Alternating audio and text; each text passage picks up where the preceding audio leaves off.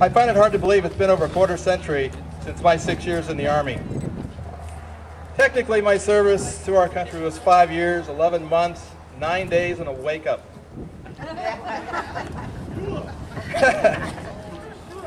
It's been easy for me to remember something like this because many who have served in the military, or like many who have served in the military, we tended to count down to significant dates during our time in the service. We counted down to our next leave date, to our next change of duty assignment, and especially to our discharge date. Comments like 42 days and a wake-up were commonly heard from short-timers. Short-timers, of course, are those with a short time left in their current status, whether it's in their current assignment or their time left in the service. I bring this to your attention because there is a new countdown underway, a countdown to November 2nd, 2010.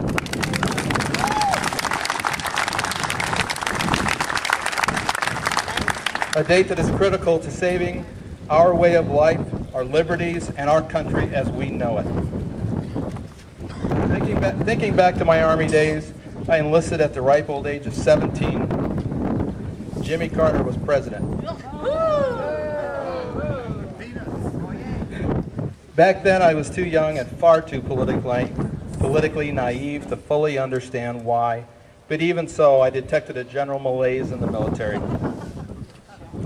Of course, it had only been a few years since we had pulled out of Vietnam, so I'm sure that had something to do with it. But as I learned in November of 1980, it also had a lot to do with the Commander-in-Chief and how the military was viewed by the Carter administration. The event that shone a light on it for me was, of course, the election of Ronald Reagan.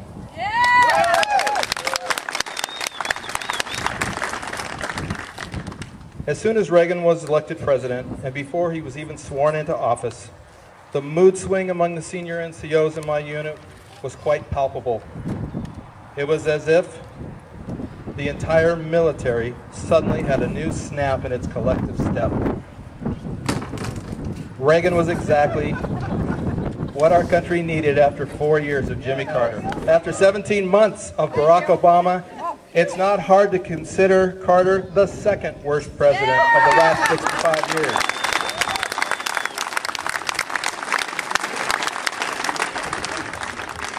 We most definitely need another Ronald Reagan in the White House. Yes, sir. This year, however, we must all make it our focus to elect conservatives to every level of government. Yes. We need to elect conservatives at the federal level to block the Obama, Reid, and Pelosi socialist agenda. Yay.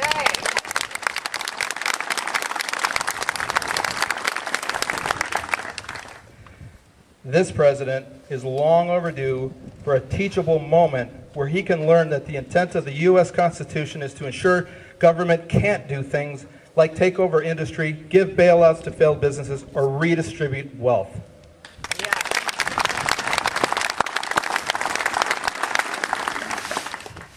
Yes, Mr. President, the Constitution is a charter of negative liberties that says what the government can't do to us.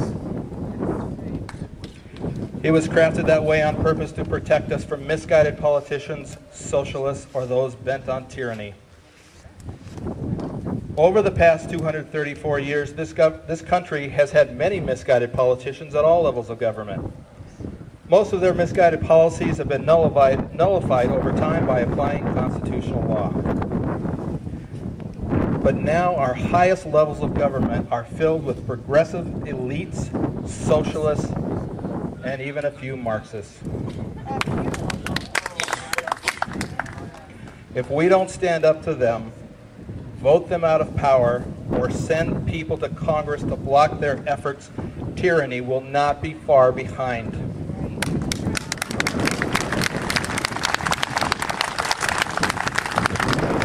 We have a lot of good candidates to send to the various levels of government.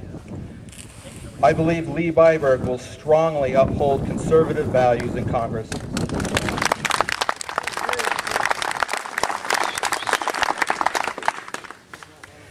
As a state PAC, RogueOn Minnesota, my organization, cannot endorse federal candidates, but as a private citizen, I personally endorse twice American, Lee Byberg for U.S. Congress in your district.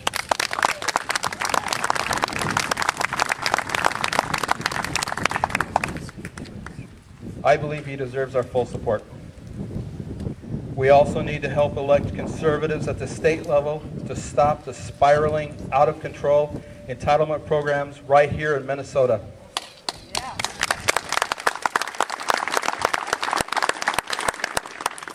Instead of evaluating whether or not to continue at current spending levels, the DFL solution is to always raise taxes.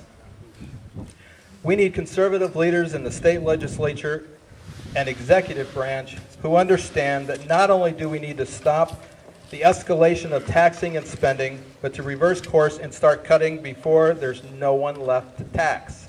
Yeah.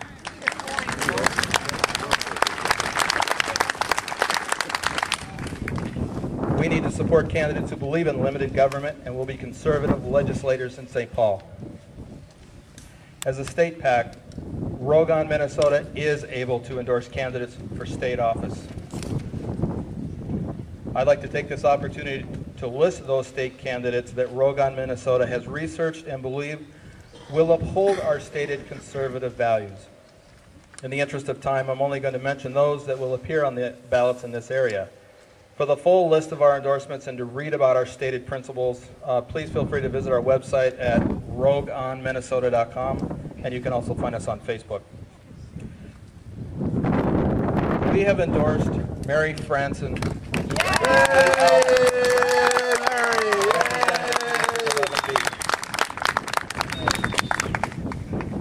We need Mary's Minnesota common sense, conservative, and family values in St. Paul. We need to send Mary Franson to the House. Hey, Mary. We have endorsed Tom Emmer for governor. Hey, Tom. It is our belief that Tom will stand strong for conservative values and is easily the best candidate for governor. We have endorsed Pat Anderson for state auditor.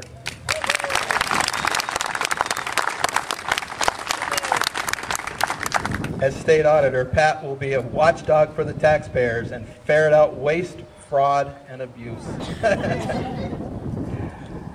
We have endorsed Dan Severson for Secretary of State. Yay, Dan. As Secretary of State, Dan will work hard towards photo IDs at the polls.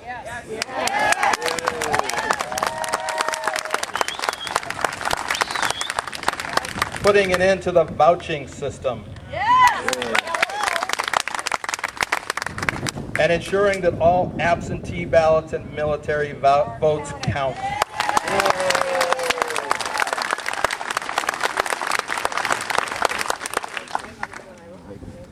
And I'm proud to announce here for the first time, RogueOn Minnesota endorses Chris Barden for State Attorney General. Please, that it's time to reform the Attorney General's office after 40 years of DFL control.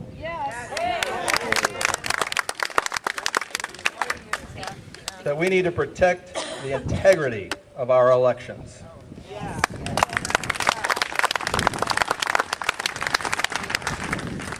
And that Obamacare must be challenged as a violation of the Constitution.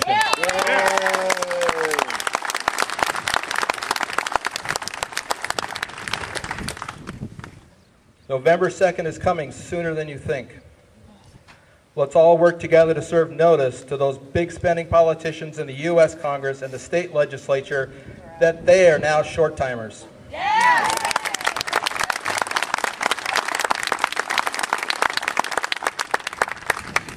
Let each of them start counting down to the day we discharge them.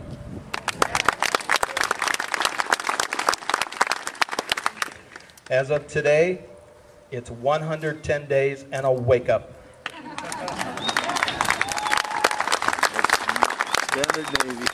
We can make it happen. Together, we can make the difference. Let's do it. Thank you.